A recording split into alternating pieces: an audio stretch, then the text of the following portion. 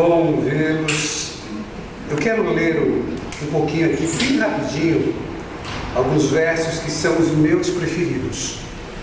Isaías 41, 10 a 13. Esses versos me enchem o coração de esperança e de paz. Quem achou, diga amém. Amém. Não temas, porque eu sou contigo. Não te assombres, porque eu sou o teu Deus. Eu te fortaleço e te ajudo, e te sustento com a minha destra fiel. Eis que envergonhados e confundidos serão todos os que estão indignados contra ti. Serão reduzidos a nada, e os que contendem contigo perecerão. Aos que pelejam contra ti buscá-los-ás, porém não os acharás. Serão reduzidos a nada, e a coisa de nenhum valor os que fazem guerra contra ti. Porque eu, o Senhor teu Deus, te tomo pela tua mão direita e te digo: não temas, porque eu te ajudo. Nos dias que estamos vivendo, quando nós lemos algo assim, eu não estou sozinho. É ou não é, gente? Complicado, vivemos tempos difíceis. E ele está dizendo: não temas, porque eu te ajudo com a tua destra fiel. Percebe isso? A mão direita dele. Ele vai cuidar de você, vai cuidar de mim, vai cuidar das pessoas que nós amamos. Sabe por quê? Satanás aprendeu com o tempo que quando bate nas pessoas que nós amamos, dói muito mais em nós do que se batesse em nós mesmos. Lá bater nos filhos, no marido, na esposa. Ele é covarde. Mas tem alguém que luta as nossas batalhas em nosso lugar, se permitirmos. Então descanse nos braços de Deus, porque você escolheu as coisas de Deus. Gente, você poderia estar em qualquer lugar. Uma noite chuvosa dessa, era para estar em casa, é ou não é? Mas vocês vieram até aqui. E Deus vai cuidar de você. Cuide das coisas que Deus ama, que Deus vai cuidar das coisas que você ama. Você levanta a cabeça, estufa o peito. Eu não sou dono do mundo, mas sou filho do dono. E ai daquele que toca no Filho de Deus, ele vai cobrar com juros e correções monetárias. Amém. Fechado assim? Sim. Você veio para o melhor lugar que você poderia estar, porque aqui você está aprendendo sobre eternidade, sobre o Deus Criador dos céus e da terra, o Criador do universo. Sabe mesmo, um universo que não tem fim. O universo não tem fim. E assim você tem comprovado isso.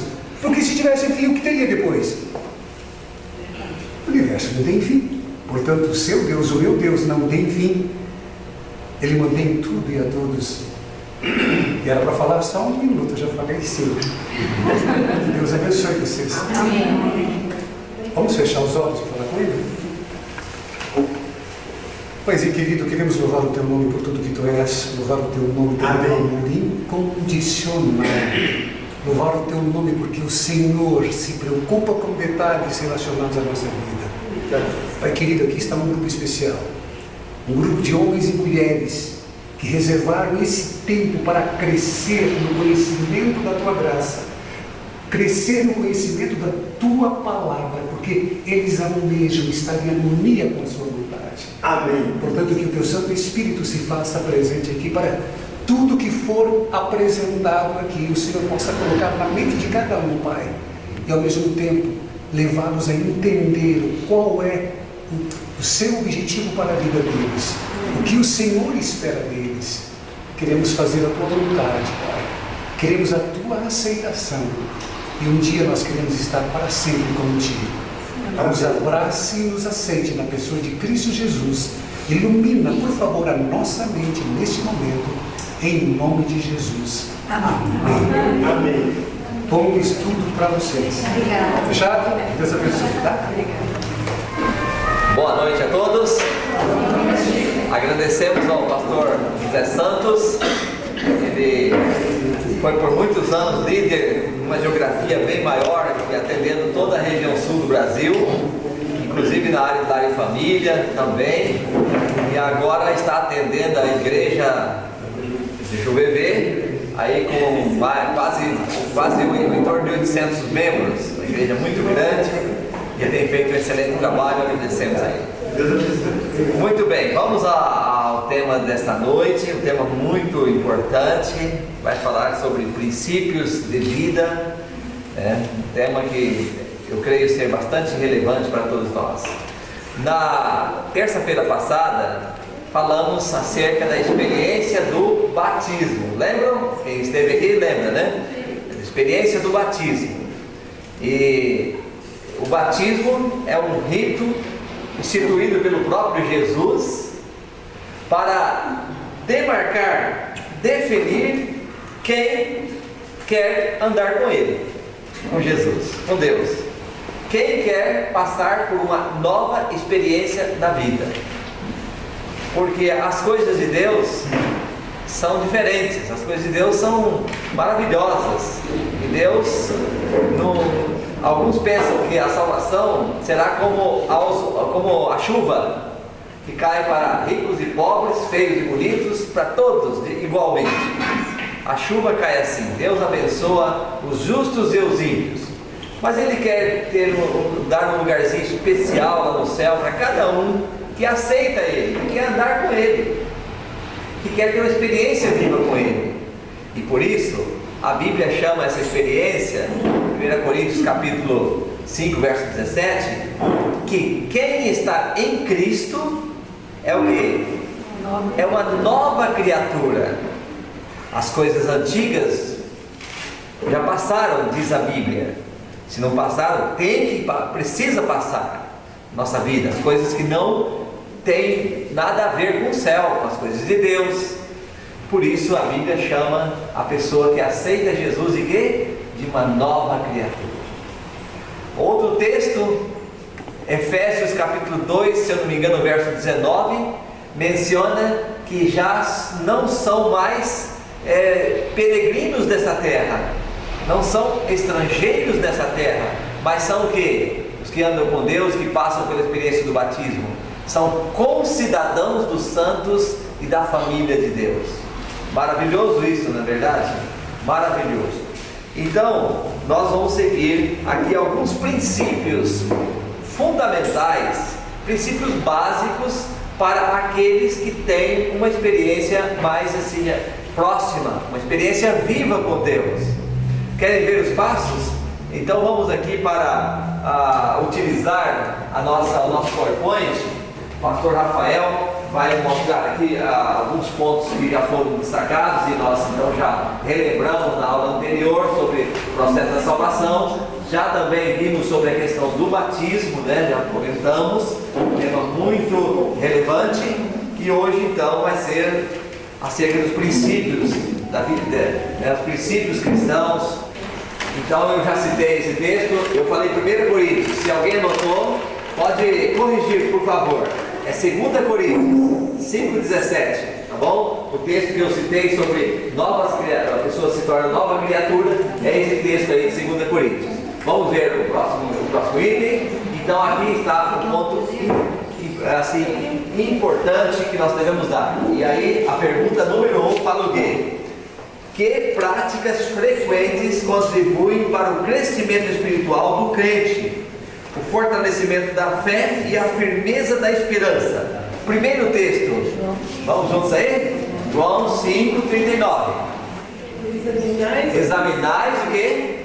As Escrituras, porque julgais ter nelas a vida eterna, e são elas mesmas que testificam de quem? De mim, de Jesus, tá certo? Então, a primeira prática, nós vamos ver qual é a primeira prática que deve ser assim, fundamental, deve ser necessária para a nossa vida cristã. Primeira prática que precisa fazer parte, não adianta. É o que eu já disse outra vez, você pode vender produto da Natura e usar produto de qual outra? Avon. Da Avon, pode ou não pode? Pode, sem problema, mas você não pode ser cristão e deixar algumas práticas de lado, pode? Não. Por exemplo, a leitura da Bíblia, dá para ser cristão sem ler a Bíblia Sagrada diariamente? Alguns dizem e alguns fazem igual o camelo. Diz que o camelo, já andou de camelo? Eu já andei, mas para nunca mais, se possível, nunca mais, porque é terrível. Mas de qualquer forma, o camelo faz o seguinte: diz que o camelo toma água e consegue caminhar 30 dias sem beber água novamente, porque ele tem um reservatório. E alguns cristãos tentam fazer igual o camelo, lê a Bíblia um dia e fica um tempão sem voltar à leitura da palavra de Deus. Isso é possível? Você acha que é possível? Não, o alimento é igual ao alimento físico. Você precisa estar continuamente, o seu corpo está programado para receber o alimento, senão você não sobrevive. Assim a vida espiritual. Nós precisamos diariamente. Por quê? Porque diariamente, continuamente, de forma intensa, estar estudando a Bíblia, sempre em sintonia com Deus. Eu gosto de fazer isso enquanto estou trabalhando em minhas atividades, sempre procuro: Senhor, tenha misericórdia desse teu filho. Por que nós precisamos estar nessa intensidade? Por quê? Porque o Satanás não dorme. Quando é que o inimigo dorme? Nunca. Não dá trégua. Quando é que nós podemos descansar? Já me aposentei. Está tranquilo aí, irmão Flores? Já aposentou, pode sossegar? O inimigo vai dar trégua para quem aposentou? Quem nada, ele vai trabalhar o tempo todo. Então, a Bíblia Sagrada menciona que deve ser um processo contínuo esse exame. Vocês concordam comigo? Estamos juntos? Sim. Então, o primeiro passo. Agora, o segundo item está em Colossenses, capítulo 4, verso 2. Lá para frente um pouquinho. Perseverai na oração, vigiando com ações de graça. Paulo, nesse verso, já foi ao ponto específico. Perseverar em quê? Na oração, né? Perseverar na oração, vigiando com ações de graças. Então, esse é o item que a oração não é uma coisa para... Eu acho muito bonita a oração, né? Você sabe que a oração é o meio de nós falarmos com Deus. Ele não deixou, como diz assim, ele não deixou a linha interrompida. Deus não deixou a linha interrompida para falar com Ele. Deixou? Você já viu como é que é ruim? Que você precisa falar com alguém, quer falar com alguém, e não dá sinal, não dá linha, né, um monte de coisa. Com Deus não, meu amigo, meu irmão. Com Deus não é assim. Você tem a linha livre o tempo todo, a qualquer dia, qualquer hora, na facilidade, na dificuldade, na angústia, não importa.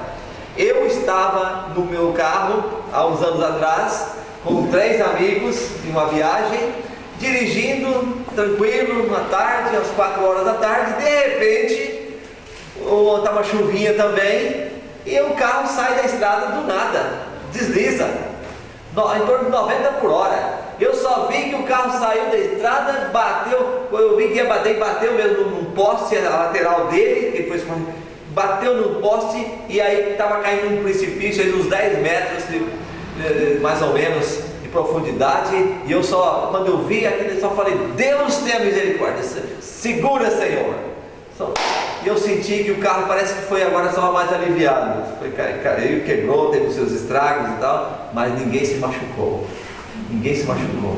Mas é muito bom, naquela hora de aflição, de angústia, você poder abertamente falar para Deus socorrer você. Pode falar isso ou não pode? Deus está à disposição o tempo todo. Por isso que Paulo fala orar constantemente, continuamente, sempre, né? Orar, perseverar, não desistir, não desistir. E eu deixo esse desafio para você: seja uma pessoa de oração. Seja uma pessoa de oração. Isso vai fazer diferença na vida. Deus não só vai abrir portas, porque alguns pensam que só quer porta aberta, né? Mas não quer servir a Ele. Deus vai dar condições para você servi-lo melhor, para você suportar as provas de forma mais tranquila. Você entendeu? Então não é só bênção. O evangelho da prosperidade é bastante confuso. Não é meio, não, é bastante confuso. Porque alguns dizem: não, eu estou indo para Deus é porque eu quero encher minha casa, não sei o quê. E eu até vou contar para vocês: eu fiz um curso e eu fiquei decepcionado. Eu ministrei um curso bíblico até do que o Apocalipse, bem pesado. O casal entendeu bem, e até se batizou na igreja adventista, mas ela não deixava de falar: Deus vai me honrar, Deus vai me honrar. Eu falei: mas como assim honrar? Se a graça dele já foi dada para você, todo dia está dando graça para você, você ainda quer que ele honre em você? Você merece alguma coisa? Quem merece alguma coisa? O ser humano a cada dia é pecador, ele não deixa de ser pecador. E se não fosse a graça de Deus, quem é que viveria?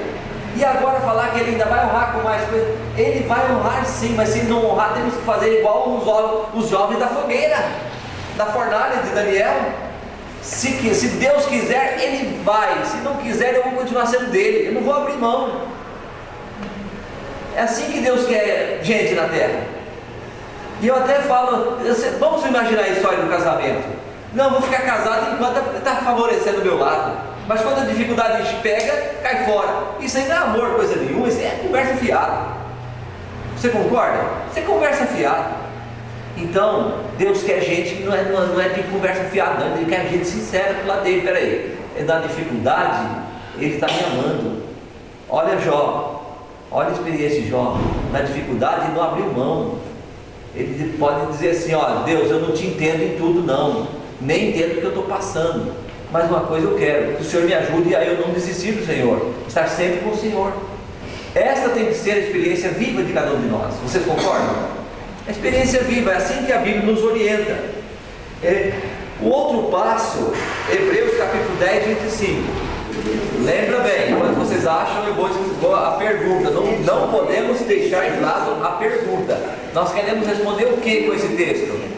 Qual é a pergunta que nós queremos responder com esse texto? Que prática que eu vou fazer que vai contribuir para crescer minha fé? Então já vimos aqui oração, leitura da Bíblia, e agora essa outra. Essa outra é bastante importante para o contexto cristão. Vamos ler? Capítulo 10, o verso 25. O que diz aí? Não deixemos de congregar-nos, como é costume de alguns. Não sei se é de alguns, não. Parece ser de muitos, né? Mas continua o texto. Antes, façamos o quê? Façamos admoestações, e tanto mais quanto vedes que o dia se aproxima. Então veja só esse texto aqui. Vamos repetir? O que ele está falando? Não deixar de congregar. Por que não deixar de congregar?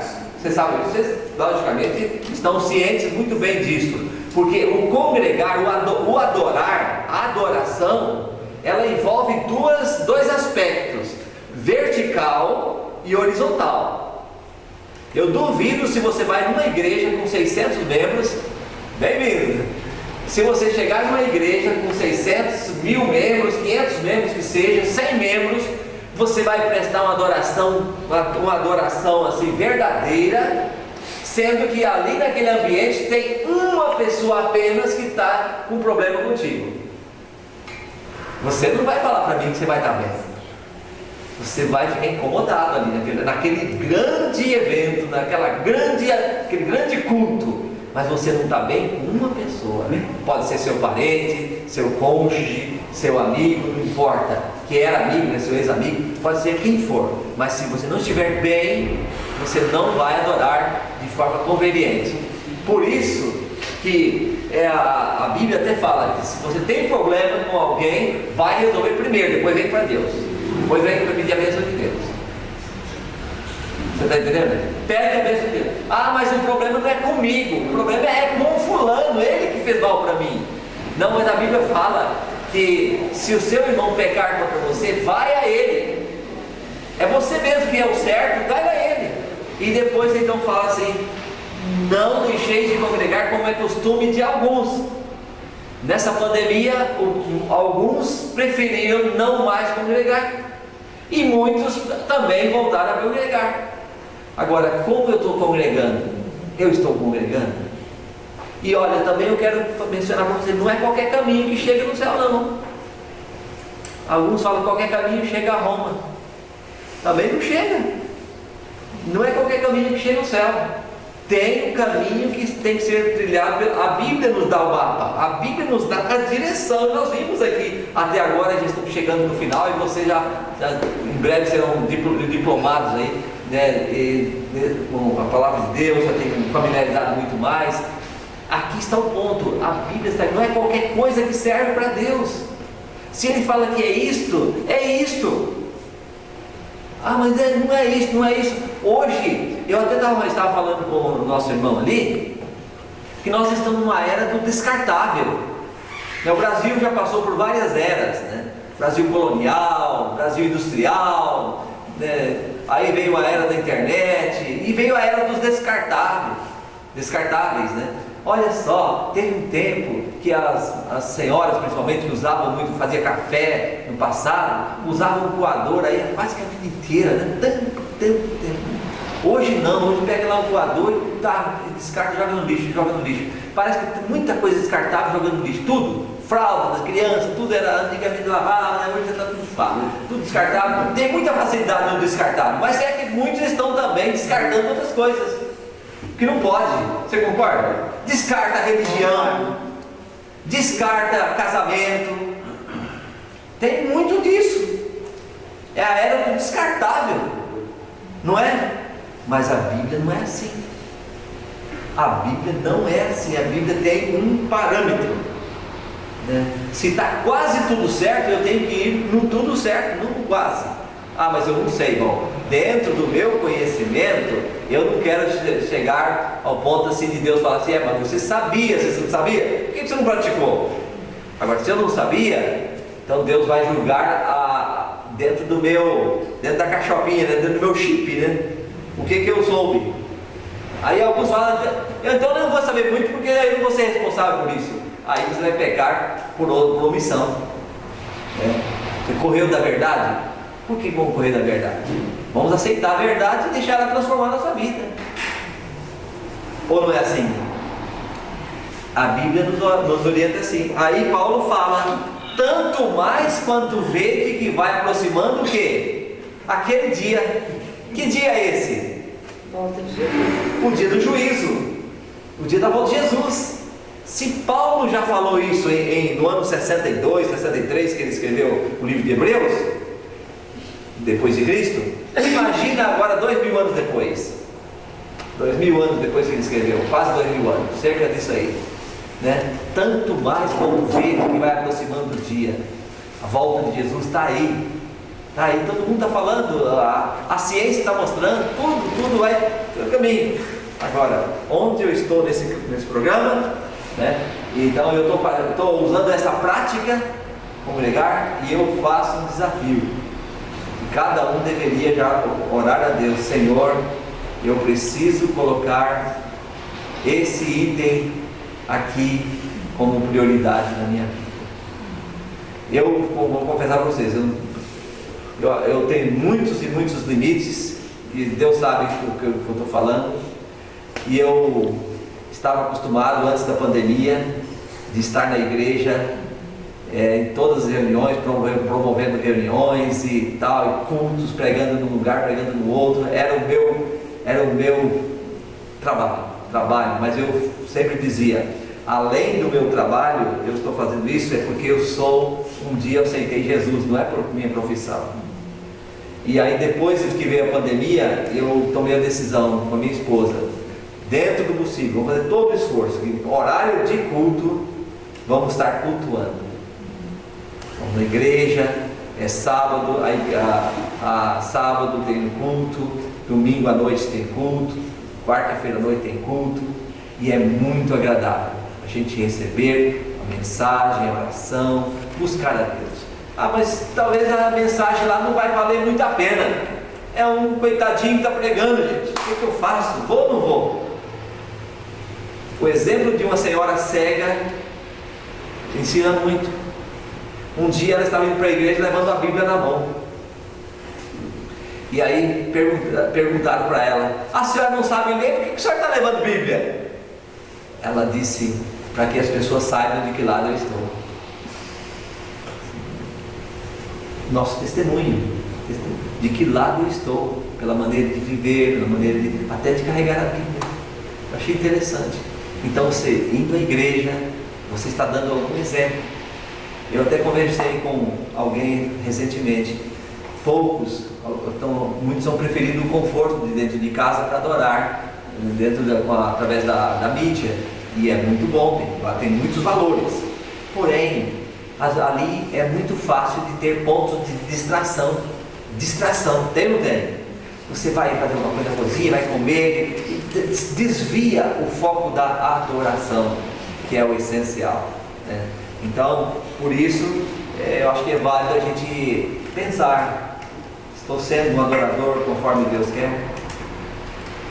O que eu posso fazer para melhorar minha adoração? Não é porque fulano falou, pastor lá, é porque a Bíblia fala e Deus tem um plano para a nossa vida. Deus quer o melhor na nossa vida. Até onde ele quer saber o seguinte: às vezes é uma pessoa muito preocupada, Deus está preocupado com a morte da pessoa. Ele preocupa mais com a segunda morte do que com a primeira. A primeira, para ele, é fichinha, ele ressuscita daqui a pouco. É assim, não é? Mas a segunda é para sempre. Então ele quer saber se você quer ir para o céu ou não quer. A pergunta de Deus é: fulano quer ou não quer ir para o céu? Fulano quer, mas quer de boca para fora? Como diz o texto bíblico, não ameis de palavra, mas de fato e de verdade. É o fato e verdade que Deus quer. Eu entendo assim, estou falando do meu coração, eu entendo dessa maneira. Então aqui está esse outro item. Eu preciso ter essa prática na minha vida. Qual é a outra prática que eu preciso ter? Marcos capítulo 5, verso 18 a 20.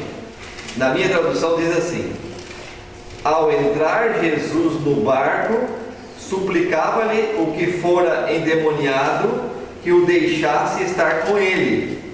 Jesus, porém, não lhe permitiu, mas ordenou-lhe: vai para a tua casa, para os teus, anuncia tudo o que o Senhor fez e como teve compaixão de ti.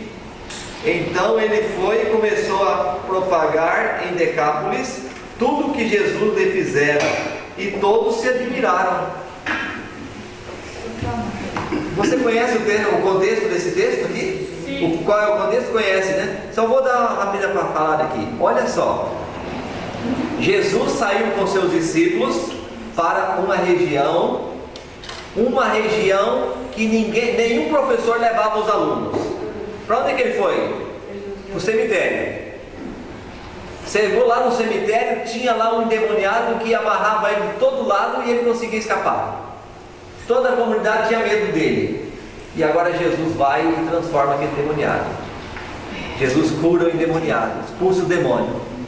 O endemoniado logo grita: Senhor, eu quero só andar com o Senhor, eu tenho proteção com o Senhor. Eu sei o Senhor, eu não sei, o diabo vai me pegar de novo. Me ajuda, Senhor. Jesus conseguiu. Inclusive, três pedidos nesse texto aqui, nesse contexto, se encontra. Sabe quais foram eles? Um pedido: os demônios, quando viram Jesus, falaram através do endemoniado, daquela pessoa. Disse assim: Senhor, por que você vem me incomodar fora da hora, fora do tempo? E Jesus respondeu o quê? Na sequência, os demônios dizem: lança-nos para os porcos. Até os porcos têm medo do perigo. Mas quando os demônios entram nos porcos, os porcos perdem a noção do que é perigo. Até os animais perdem a noção quando o diabo entra. E aquele jovem estava sem noção nenhuma. E Jesus permitiu que eles fossem para os porcos, e os porcos foram afogados no mar. Olha que situação. Depois de afogados os porcos, os porqueiros, cuidadores dos porcos, foram à cidade contar o que aconteceu. E falou: aquele miserável lá que vivia só gritando, incomodando todo mundo, não é que o homem foi curado? Apareceu lá um cidadão e curou. Aí os porqueiros lá, os donos dos porcos, os empresários, já cresceram os olhos. E agora? A nossa riqueza foi tudo embora. E aí chegaram lá para Jesus falando: foi você que fez a cura? Foi. Você pode fazer um favor? Some daqui. Sai daqui da região, não quero mais nada contigo. Deixa-nos em paz. e Jesus foi embora da região, saiu da região. Parece que o diabo ganhou 10-0 de Jesus, mas o diabo não ganha, Deus sempre vence. E aí o que aconteceu? Agora nesse pedido, Jesus, o outro pedido que tem aqui no texto, é o pedido do ex-endemoniado. Senhor, eu quero ir contigo agora. E Jesus falou assim: não, vai para a tua casa, conta para os teus o que eu fiz por você. Faça isso. Aquele estudo bíblico que você levou, aquele estudo da palavra de Deus, aquele conhecimento que você tem agora, vai para a sua casa, para os seus vizinhos, para os seus parentes, para os seus amigos, conte para os teus. E aquela cidade que estava arredia, que estava rejeitando, que rejeitou Jesus, agora o ex-endemoniado, bem vestido, postura cristã, dando o seu exemplo, chega lá e vai para cada família: oi, meus irmãos, quem é você? Você é aquele que estava... Sim, eu era, mas Jesus me transformou, eu agora sou outra pessoa. E ele foi dando testemunho dele. E sabe o que aconteceu? Aconteceu que pouco tempo depois, quando Jesus chegou, estava uma multidão toda seguindo Jesus, porque quem pregou o Evangelho? O ex-endemoniado. E assim a Bíblia Sagrada, eu não encontrei nenhum texto que fale diferente disso, que sempre fala, Jesus fala, fazer a obra, a autoridade. Ele começou dizendo: foi-me dada toda a autoridade no céu e na terra, portanto, ide por todo mundo, ide pregar. Então, o nosso dever é levar gente para habitar no céu. Deus quer que nós façamos a nossa parte. Podia ter um anjo aqui falando com vocês, dando isso Bíblia? Podia? Por que não tem? Porque Deus quer alguém que tenha a experiência que você tem, a experiência de sofrimento, de luta e de vitórias. E Deus quer agora que você seja um testemunho, que fale dele, que exalte o nome dele, aonde você for. Isso é o que Deus quer. Por isso que você é chamado para pregar, e eu sou chamado também para falar de Jesus. Amém por isso? Então, demorei mais nesses itens aqui. Agora nós vamos na prática. E pode ir mais um pouquinho. Então, esse item é muito importante, né? Uma prática frequente que vai contribuir para o seu crescimento. É o quê? Pregar o Evangelho. Exatamente. Agora, nós estamos tratando aqui de princípios cristãos. Nós temos esses pontos aí. Agora nós vamos à segunda pergunta: como devemos viver as horas do sábado? O sábado é um mandamento também, é um outro princípio. Vocês estão comigo? Concordam? Sim. O sábado está no mandamento ou não está? Sim. O sábado está no mandamento. Então vamos para Isaías 58, verso 13. Como devemos viver as horas do sábado? Assim na minha tradução: se desviares o pé de profanar o sábado, de cuidar dos teus próprios interesses no meu santo dia, se chamares ao sábado deleitoso e santo dia do Senhor, digno de honra, e o honrares, não seguindo os teus próprios caminhos, nem não pretendendo fazer a tua própria vontade, nem falando palavras vãs. E o verso 14, aí fala agora o então. Já que você faz isso, né? Olha quanta coisa. Não desvia seus pés de profanar o sábado, não profanar o sábado, né? Não seguir seus próprios caminhos, suas próprias vontades, não proferir, não pretendendo fazer a tua própria vontade, não falar palavras vãs nesse dia, tornando um dia diferente, não fazendo a própria vontade sua, fazendo só coisas que têm a ver com a salvação do próximo, com a adoração, e não nenhum trabalho. Se você faz isso, então você vai ter uma recompensa. Qual é? Vai deleitar no Senhor, vai cavalgar sobre os altos da terra e será sustentado com a herança que foi deixada para os nossos patriarcas, para o nosso pai Jacó, como diz aqui, né? Porque a boca do Senhor disse. Então, as bênçãos do passado serão transferidas para nós, ou virão para nós também. Isso é maravilhoso?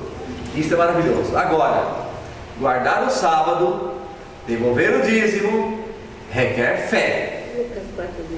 Requer fé ou não requer? Requer fé.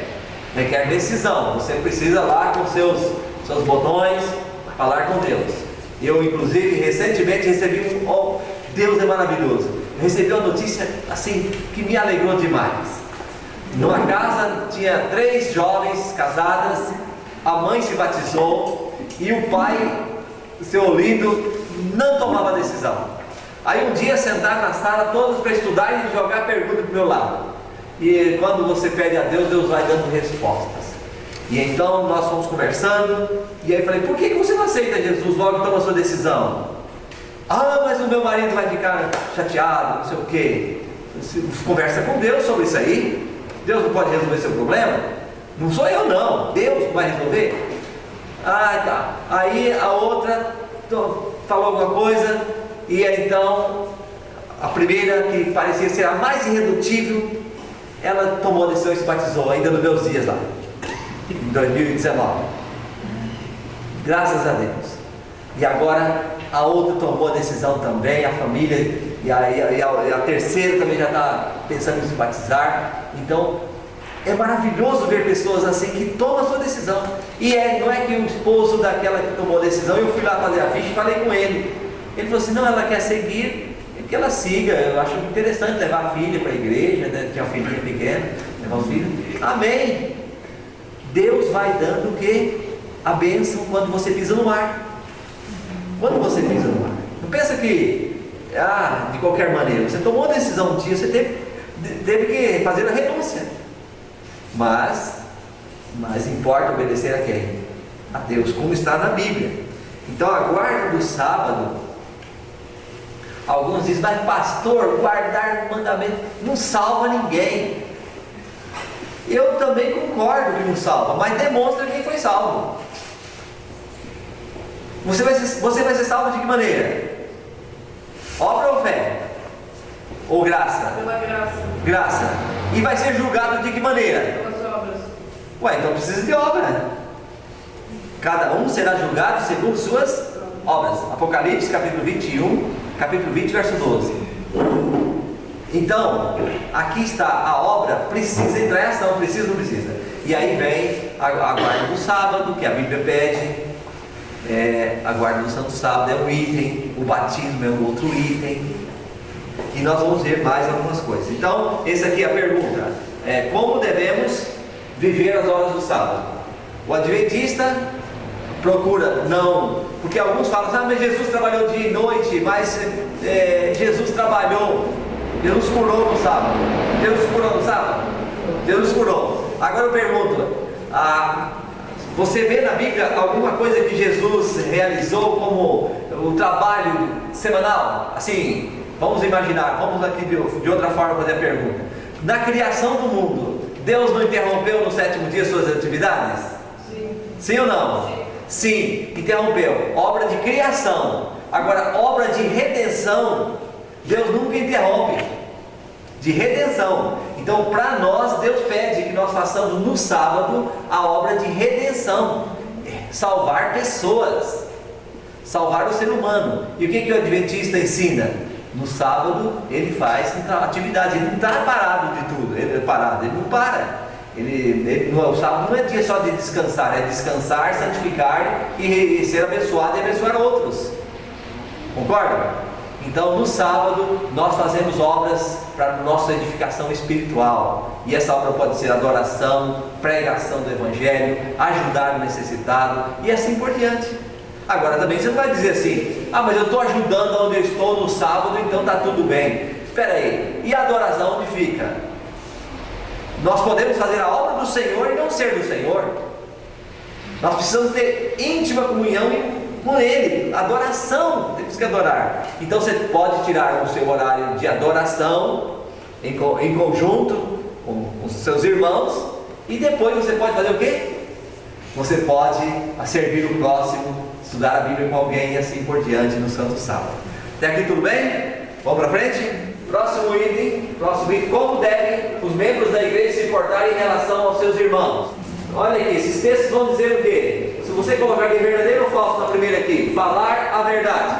Verdadeiro. É verdadeiro? Com certeza. Servir uns aos outros. Verdadeiro. Verdadeiro. Fazer o bem. Verdadeiro. naturalmente, já está induzido que isso é um fato indispensável para qualquer pessoa que queira ser cristã. A pergunta é a seguinte: que princípios a Bíblia estabelece para o vestuário? E quanto ao vestuário, o que a Bíblia fala sobre isso? 1 Pedro. Eu vou usar aqui mais uns minutinhos para falar sobre isso, que isso é muito importante. Olha só, quem você contrataria para a sua empresa? Uma pessoa que estaria bem vestida, bem arrumada, bem alinhada, ou um maltrapilho que anda pelas ruas aí?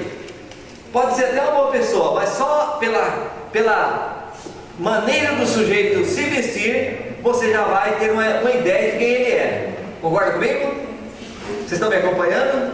É assim ou não é? Pela maneira da pessoa vestir, ela diz quem ela é.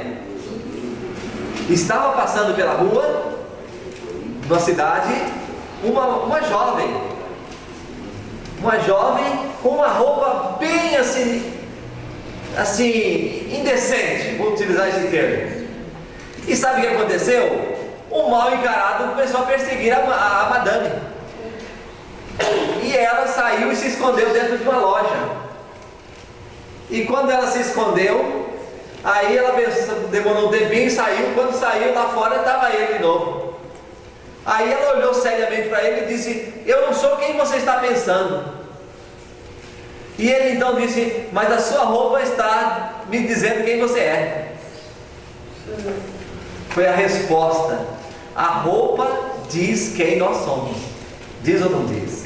Então a Bíblia estabelece princípios quanto à maneira de vestir para agradar a Deus.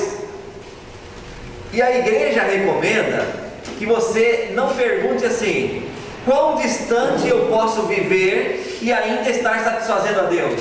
Essa não é a pergunta correta. A pergunta correta é: quão próximo eu posso estar de Deus, eu devo estar de Deus, me aproximar na minha maneira de falar, na minha maneira de agir, na minha maneira de vestir. Quão próximo eu posso estar de Deus e agradá-lo assim? Esta deve ser a nossa postura. Então, primeira vez que eu encontrei o texto da Bíblia, pela primeira vez assim, que fala diretamente de veste, está em Gênesis capítulo 35, vou começar no verso 2. Então disse Jacó à sua família e a todos os que com eles estavam: lançai fora os deuses estranhos que há no vosso meio, purificai-vos e mudai as vossas o quê?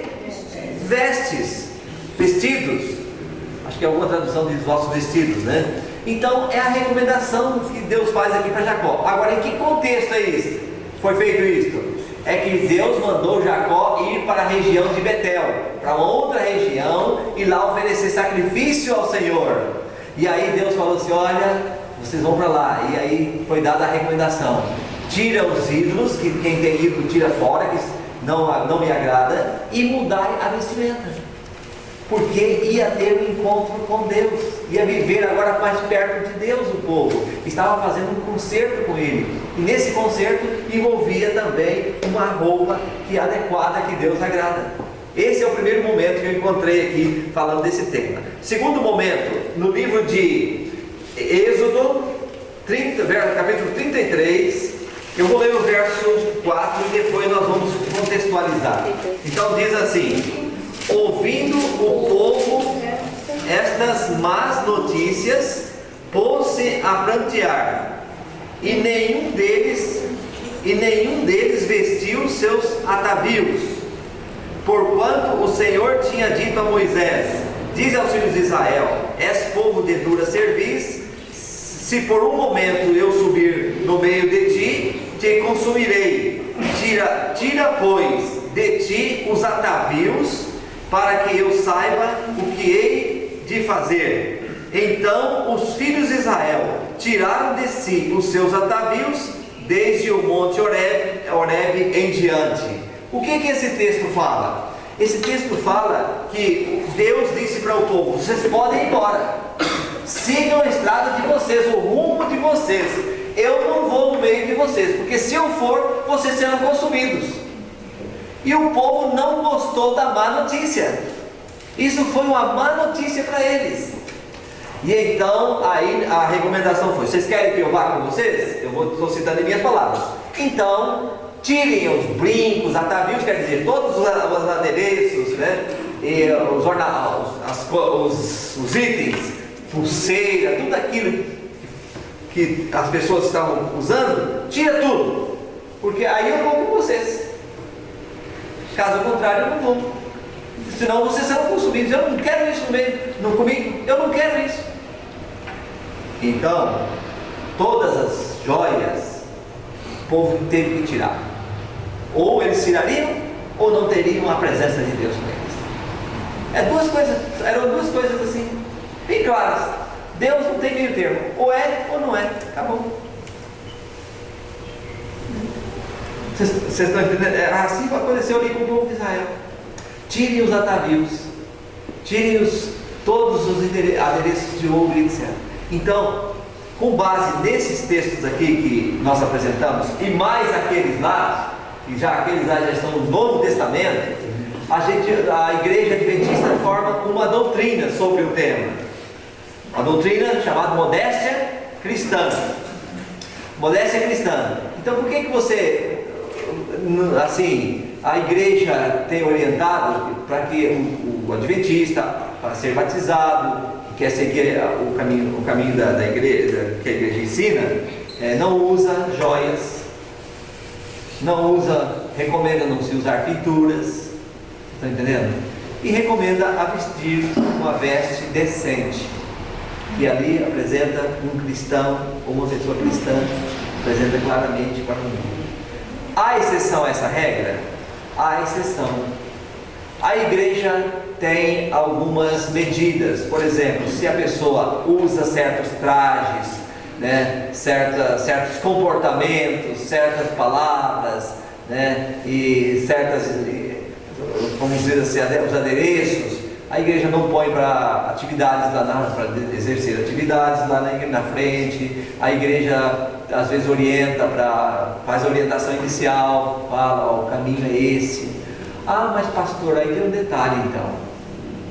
A gente não pode vestir bem? Peraí, vestir bem é uma coisa. Vestir segundo a vontade de Deus é vestir bem. Porque eu pergunto para quem me faz essa pergunta, né? Eu tenho que vestir bem. Peraí, Deus gosta das coisas bonitas. Salmos 27, Davi fala: para que o Senhor, eu queria morar na casa do Senhor para sempre, para contemplar a tua beleza, porque Deus é belo. Você não acha? O que Deus fez de feio nessa terra? Nada. Tudo, a natureza, onde Deus põe a mão é belo. Onde o ser humano entra e estraga, muitas vezes. Foi feita até uma pergunta para um cidadão numa revista: que lugar da terra assim, é bonito? E ele respondeu: todo lugar, menos onde o homem pôs a mão, onde o homem. Mas com esse comentário eu volto a dizer: Deus gosta das coisas belas, bem ser humano, as pessoas bem arrumadas, bem vestidas.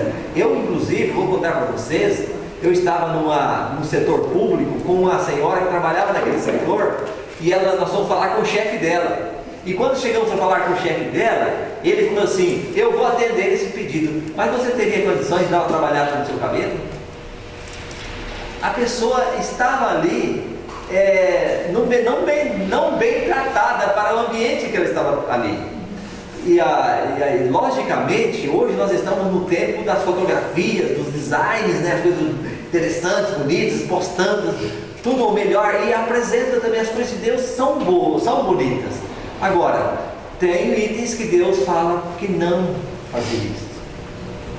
Se Ele fala que não, é porque Ele tem aí um propósito. Porque tudo que envolve, muitas vezes, né, de modo geral, vou citar aqui, mas que envolve às vezes adereços, joias e tal, são coisas assim bastante, que às vezes atrai a nossa a vaidade, às vezes até extrapola. Não sei qual é o propósito de Deus. O que eu sei de fato mesmo é que Ele recomenda a não usar. Vocês estão entendendo? Então, nas recomendações da Bíblia, nessas que eu li, e naquela lá, vamos ler uma, porque as duas são iguais, as duas são semelhantes. Olha aqui, vamos comigo aqui, vamos subir. Olha o que diz 1 Pedro 3,4, só para a gente ganhar tempo. O que diz aqui? Todos lendo juntos? Não seja o adorno da esposa o que é exterior, com frisado de cabelos, adereço de ouro, aparato de vestuário. Seja, porém, o homem interior do coração, unido ao incorruptível, traje de um espírito manso e tranquilo, que é de grande valor diante de Deus. Assim é a recomendação bíblica. Então, eu volto a repetir, com base nesses textos e em outros também que a Bíblia recomenda, a igreja tem essa postura. E aí mas alguns dizem, mas escuta, você usa joia, relógio não é joia? Então alguns falam, relógio é joia, usa aliança.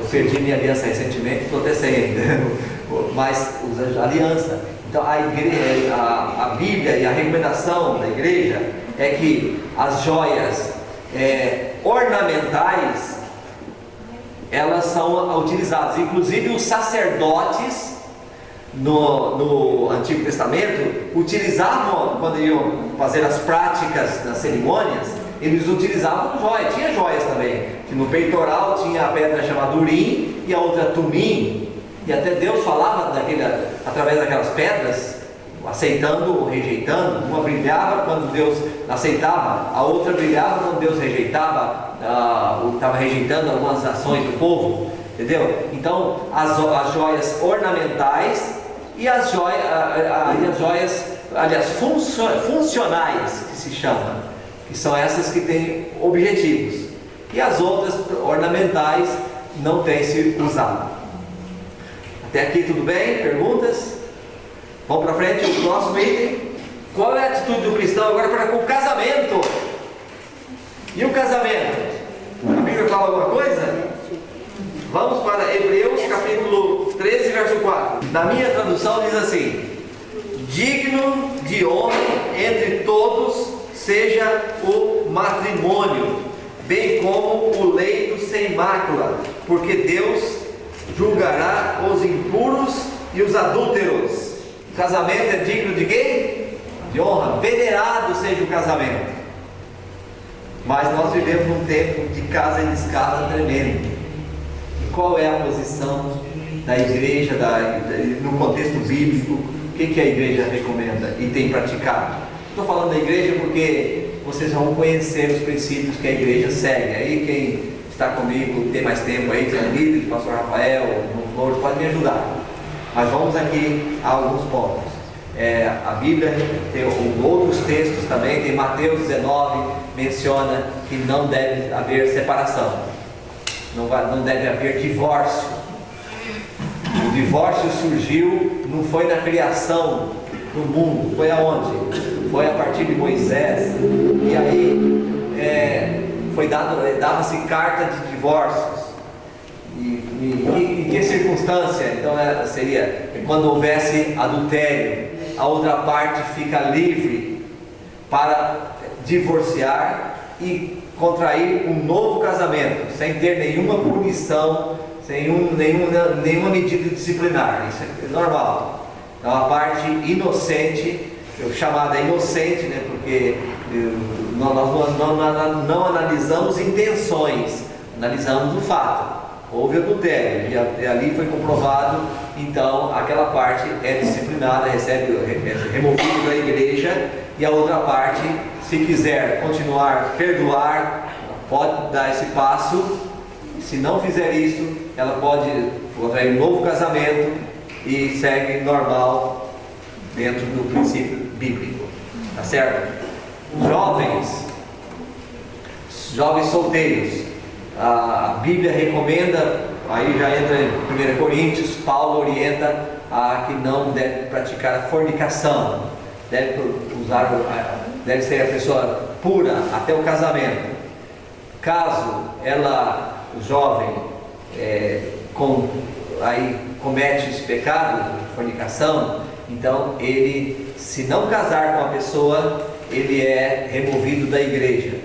Aí passa um tempo, pode se regenerar e pode voltar a ser membro através do rebatismo, ou batizando outra vez, porque ele deixou de praticar os ensinos, então ele é desligado da igreja.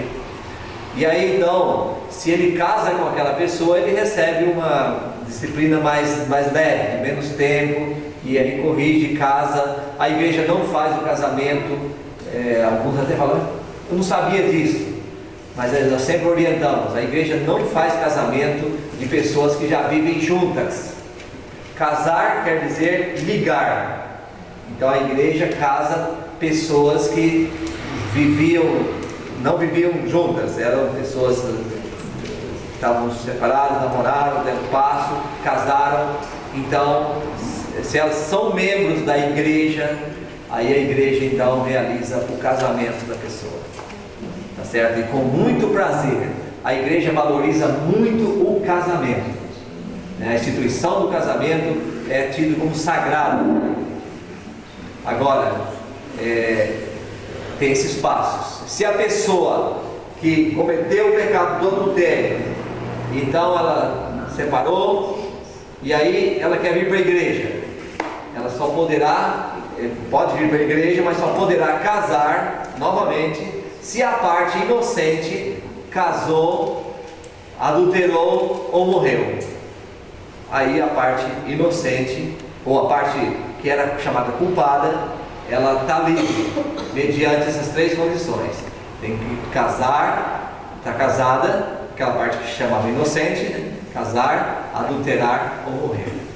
Aí então a parte que era culpada já encerrou o assunto e pode se casar novamente.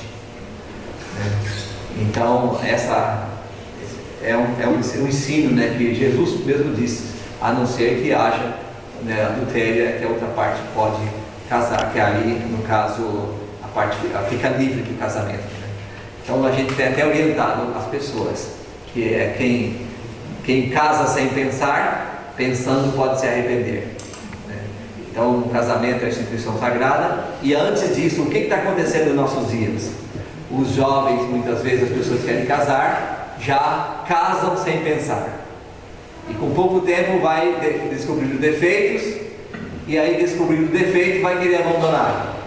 Então é melhor descobrir antes do que depois do casamento, para a casa não cair, para poder termos um casamento sólido.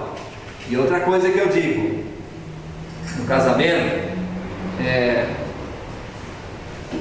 precisa de um tempo para o namoro. Quando não há esse tempo, namoro, aí pode entrar um casamento assim, às vezes no escuro, e é perigoso, dá errado. Por quê? Muitos casais separam, não tanto por causa da questão de mudanças físicas, mas a mudança intelectual, a mente, mental. Acontece que se conhecesse bem antes do casamento, saberia que a pessoa tinha aquela personalidade, aquela maneira de ser, e aí não entraria no casamento. Agora, entrando sem conhecer, o que acontece? O tempo, eu sempre digo, muda a lanternagem, mas o motor não. E se você está bem, conhece bem o outro, tem aquela afinidade, já conheceu antes de casar já teve um conhecimento, o que vai acontecer? As provas podem vir e vai superar com mais facilidade, vai suportar com mais facilidade. É bem verdade que o casamento é feito por um milagre de Deus, e é Deus que mantém o casamento. Por isso, quando os dois estão unidos com Deus, formam um trio que o tempo não acaba com facilidade, e nem o inimigo destrói também com facilidade. Você concorda? Esta é a verdade. Que Deus abençoe essa parte da casa de nós. Pergunta 6. O que diz a Bíblia sobre os costumes e diversões mundanas? Então o texto aqui, 1 João 2, 15 e 17. Vamos ler aqui para a gente ganhar tempo? Vamos lá. Não ameis o mundo, nem as coisas que há no mundo. Isso. Se alguém amar o mundo, o amor do Pai não está nele. Porque tudo que há no mundo, a concupiscência da carne, a concupiscência dos olhos e a soberba da vida, não Pai, mas procede do mundo. Ora, o mundo passa, bem como a sua concupiscência. Aquele, porém, que fazer a vontade de Deus, permanece eternamente. Amém? Então, o que a Bíblia diz sobre os costumes e diversões mundanas? A pessoa, naturalmente, que vai se familiarizando com a palavra de Deus, com as coisas de Deus, ele vai se desviando dessas coisas. Você concorda? Não vai ser atrativo aquele tipo de música, aqueles palavreados, os comportamentos que muitos praticam lá no mundo, não vão praticar, você vai achar estranho. O seu ambiente você vai ver que é no lugar onde Deus está, um lugar de reverência, um lugar cristão. Alegre, tem sim, muita alegria, mas uma alegria verdadeira, não passageira, tá? Próximo passo, vamos lá. Próximo passo, que princípio a Bíblia estabelece para orientar o comportamento sexual? Então essa pergunta aqui, nós já trabalhamos um pouquinho sobre o assunto do casamento, e aqui nós só vamos dar ênfase, é o que vocês já estão cientes, né? O texto de Êxodo, o 7º mandamento diz para não cometer adultério. Seguinte, olha lá, que princípios a Bíblia estabelece para orientar o comportamento sexual? Casados, não adulterar. Solteiros, manter-se puro, não cometer imoralidade. Interessante isso também, né? E vamos agora para a pergunta seguinte. Isso mesmo, qual deve ser o comportamento cristão em relação às autoridades? A Igreja Adventista do Sétimo Dia é política, irmão Flores? Política ou apolítica? É a política. Ela é apolítica. Não, vocês não vão encontrar na igreja alguém levantando lá no púlpito e falando: olha, vote no candidato tal, nós vamos fechar com o candidato tal. Não. A igreja não tem esse procedimento. A igreja orienta que você deve votar num candidato que tenha certos perfis cristãos. Naturalmente, nós não somos masoquistas. Então você decide quem você vai colocar no poder para dirigir a nação, dirigir o estado, dirigir o município, que seja. Você vai escolher, mas escolhe com base em critérios cristãos. Só até aí. Agora, nomes de pessoas, as coisas, como igreja, não temos esse princípio de tornar a igreja política.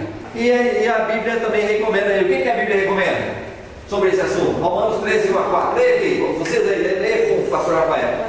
Todo homem esteja sujeito às autoridades superiores, porque não há autoridade que não proceda de Deus, e as autoridades que existem foram por ele instituídas, visto que a autoridade é ministro de Deus para o bem.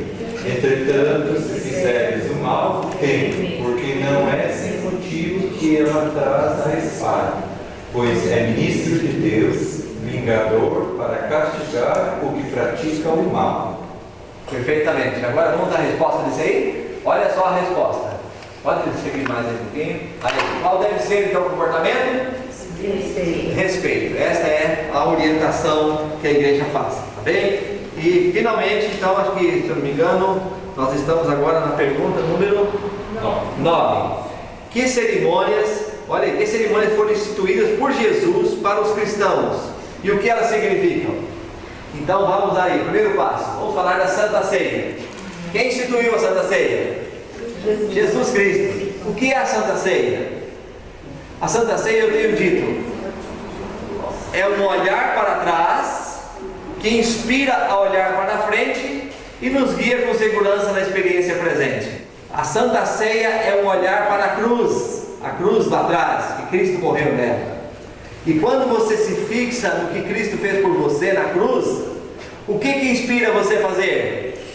A aguardar a volta dele, a olhar para frente, para a volta dele. E quando você olha para a cruz e almeja a volta de Jesus, a sua experiência presente vai ser segura com Cristo. Está certo? Então está bem. Agora vamos a outro ponto. Como funciona a Santa Ceia? Olha aí, comemora a morte de Jesus, né? E a nossa morte para o pecado.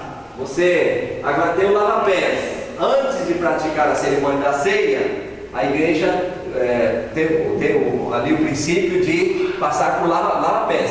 Está escrito na Bíblia lava-pés? Está escrito? Está escrito aonde? São João capítulo 13. Não vou ler aqui não, tá? Por causa do tempo.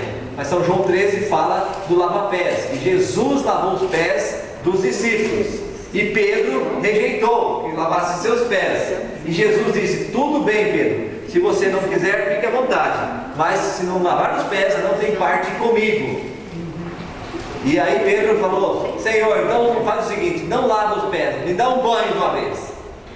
Aí Jesus falou: não, você já se banhou quando saiu de casa, mas os seus pés, com o andar na estrada, se sujou. Então lava os pés. O que quer dizer isso? Você, quando toma um banho, ou seja, o banho espiritual é o banho do batismo. Você é batizado, limpou a sua vida, nova criatura. Mas com o andar na estrada da vida, surgirão pecados, você comete pecados, erros voluntários ou involuntários. Então, o que acontece? Aí você tem a Santa Ceia para colocar em ordem. Você lava os seus pés, dizendo: Senhor, lava o meu coração, limpa o meu coração de toda sujeira que tiver, transforma. Então você pede a Deus essa transformação, tá certo? E aí depois do lava-pés tem também agora o momento de servir o pão. O pão que se serve o pão não tem fermento. Por quê? O fermento é símbolo do pecado.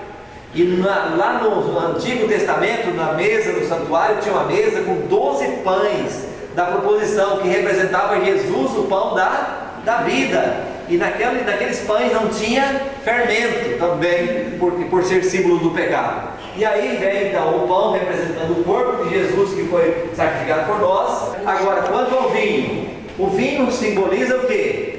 O sangue de Cristo que foi derramado por nós. Então, alguns acham assim, que coisa estranha. Até eu levei um amigo para ver como funciona a Santa Ceia, que ele estava curioso, no dia de Santa Ceia. E aí, quando estava participando, ele falou: pastor, que coisa estranha, né? Lavar os pés uns dos outros. Aí eu falei assim: irmão, se é estranho, eu não sei, eu só sei que Jesus mandou fazer. Porque Jesus falou assim: façais isso até que eu volte. Então eu tenho que participar, ele mandou nós fazermos. Agora, se Jesus mandou fazer uma coisa estranha, ele mandou, e eu vou, agora vem minha decisão. Eu vou fazer o que é a vontade dele ou não vou fazer? Então eu faço. Agora, quando eu não faço assim por cumprir um ritual, eu faço para crescer espiritualmente. É um novo concerto que eu faço com Cristo quando eu participo da ceia, tá certo? Um novo momento. Então temos essa experiência maravilhosa aí, como já explicamos. O vinho também não tem fermento, ou seja, não tem álcool. Há movimentos religiosos que vão lá e pegam vinho com álcool. E não, esse procedimento é o suco da uva, sem fermento, que é utilizado, tá certo? Então seriam esses pontos. Agora vamos para a parte final aqui, recapitulação. O cristão deve manter sua fé através do estudo diário de quê? Da Bíblia e da prática prática de quê? Prática da oração. Muito bem. Devemos amar nossos o quê? Nossos irmãos, frequentar a igreja e testemunhar de Jesus para os outros, né? Outras pessoas. As mulheres devem se vestir com modéstia e bom senso, de acordo com o texto que nós lemos. Costumes e diversões mundanas são inimizades contra Deus. Os casados não devem adulterar e os solteiros devem se manter puros. O lava-pés é uma cerimônia o quê? Da humildade. Da humildade. Fechou? Agora vamos aos pontos. Meu compromisso de fé. Esta hora é importante. Meu compromisso de fé. Vamos lá? Primeiro, aceito viver de acordo com os seguintes princípios: comungar diariamente com Deus, lendo a Bíblia e orando. Quantos gostariam de dizer para Deus: eu quero fazer isso? Amém? Amém. Frequentar regularmente a igreja, participar dos cultos e testemunhar de Jesus. É o seu desejo? Sim. Amém. Olha só, seguinte, revelar modéstia e bom senso no vestuário. Sim? Sim. Ou não? Sim. Deixar de usar adornos. Sim? Amar os seus irmãos. Sim. Não adianta nós irmos pensar sem amar o próximo. Eu já vi tantos detalhes disso que impressiona. Pessoas querendo ser fiel à igreja, bem dedicados à igreja, mas odeiam o irmão. Isso aí é contrassenso, não funciona, tá certo? Então precisamos de quê? Amar nossos irmãos, participar sempre de quê? Da Santa Ceia, não envolver com diversões mundanas e manter puro no casamento ou como jovem, manter-se puro.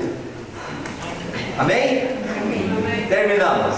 Demoramos mais porque eu falei que o tema é longo. Desculpa aí a passar um pouquinho do horário, porque esse tema foi mais abrangente. Tá bom? Por aí, entre as conversas que nós tivemos, várias pessoas perguntavam: eu gostaria de saber o que Deus quer que eu faça, qual que é a minha parte nisso tudo, o que Deus quer para a minha vida. Eu acho que hoje muitas dessas perguntas foram respondidas, né? Graças a Deus, eu acho que é o momento certo e as nossas orações, Deus está ouvindo os nossos pensamentos, nossas orações, Ele tem respondido. Louvado seja Ele, né? Louvado seja Ele. Vamos colocar de pé e vamos agradecer a Deus pela oportunidade que Ele está dando para nós.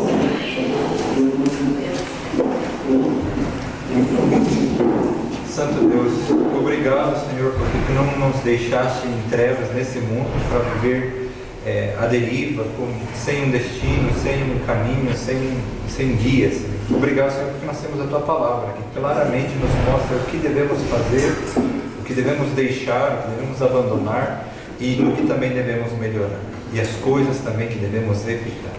Santo Deus, obrigado porque a Tua palavra sempre é clara, sempre nos mostra o que devemos fazer, e nós hoje vimos aqui, avaliamos as nossas vidas e vemos em que aspectos nós necessitamos nos alinhar com a Tua vontade. Até aqui, Senhor, em alguns aspectos não fomos tão corretos segundo a Tua vontade, mas a partir de agora queremos mudar tudo. Queremos viver segundo o que nós aprendemos hoje da Tua palavra. Abençoa cada um, Senhor, abençoa os desafios, ajuda cada um nos desafios que cada um tem. Abençoa o Senhor com sabedoria para lidar com as situações da vida e pedimos a Tua presença, o Teu Santo Espírito e os Teus Santos Anjos também que nos protejam ao retornar nossas casas hoje. Em nome do Filho amado Jesus pedimos e agradecemos. Amém. Amém. Amém. Boa noite a todos e até a próxima semana.